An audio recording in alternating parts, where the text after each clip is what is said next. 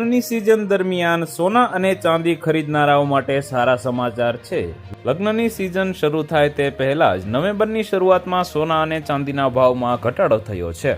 જો તમે સોનાના દાગીના ખરીદવાનું વિચારી રહ્યા છો તો આ એક સારી તક હોઈ શકે છે। લગ્ન અને ખાસ પ્રસંગો માટે સોના અને ચાંદી ખરીદવાની પરંપરા ભારતમાં લાંબા સમયથી ચાલી આવતી હોય છે। રોકાણકારો તેને સલામત વિકલ્પ પણ માને છે। તમે ઓછી કિંમતે ખરીદી કરવા માટે ભાવમાં ઘટાડાનો લાભ લઈ શકો છો।